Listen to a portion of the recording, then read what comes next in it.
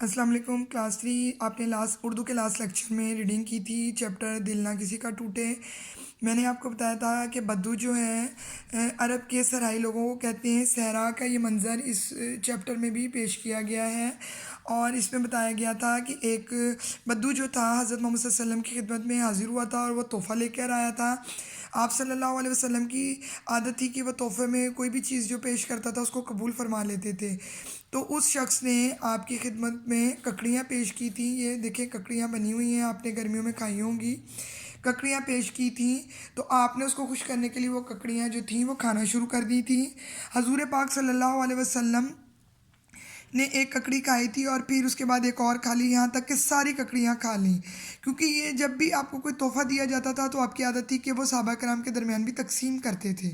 صحابہ کرام کون ہوتے ہیں؟ پیارے نبی صلی اللہ علیہ وسلم کے دوست یا ساتھی جو ہیں ان کو صحابہ کرام کہتے ہیں۔ وہ حیران تھے کہ پیارے نبی نے ہم لوگوں کو آج حصہ کیوں نہیں دیا۔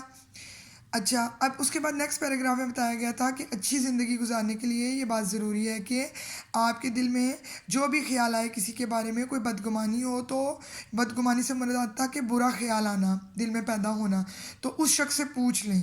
تو پیارے نبی صلی اللہ علیہ وسلم نے کہ صحابہ اس بات پر پوری طرح وہ عمل کرتے تھے کہ جب بھی کوئی اس طرح کی بات ہوتی تھی وہ پوچھ لیتے تھے۔ نیکسٹ پیج پہ آئیے، ریڈنگ کے پارٹ میں تھا کہ اللہ کے رسول نے ساری ککڑیاں کھا لی تھیں، تو ان میں ایسی کیا خاص بات تھی؟ صحابہ نے پوچھا کہ آپ نے ہمیں دینا کیوں پسند نہیں فرمائی۔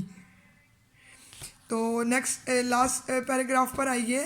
جس وقت یہ سوال کیا گیا بدو جا چکا تھا، پیارے نبی صلی اللہ علیہ وسلم نے فرمایا۔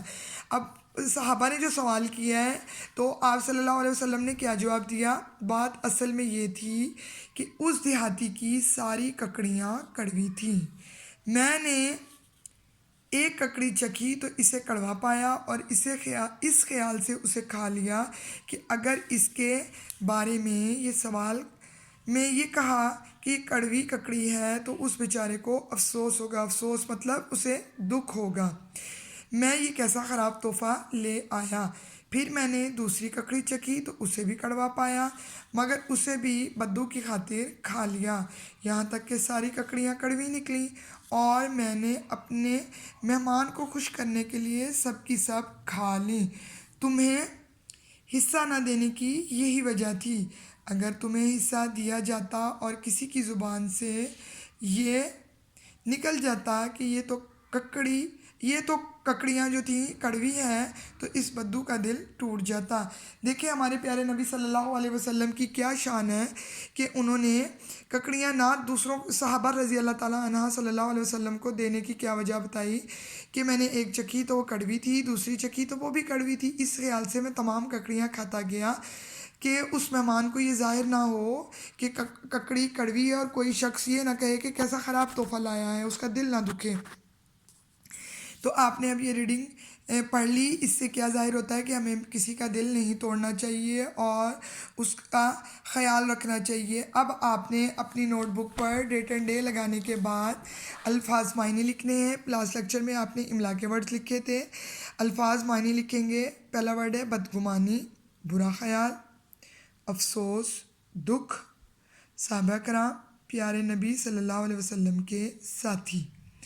اس کے بعد آپ نے پہلے دو کوسچن جو ہیں اپنی کاپی پر لکھنے ہیں۔ سوال نمبر 1، بدو کسے کہتے ہیں؟ جواب ہے بدو عرب کے صحرائی لوگوں کو کہا جاتا ہے۔ صحرا میں رہنے والے لوگ جو ہوتے ہیں وہ صحرائی لوگ ہوتے ہیں، ٹھیک ہے۔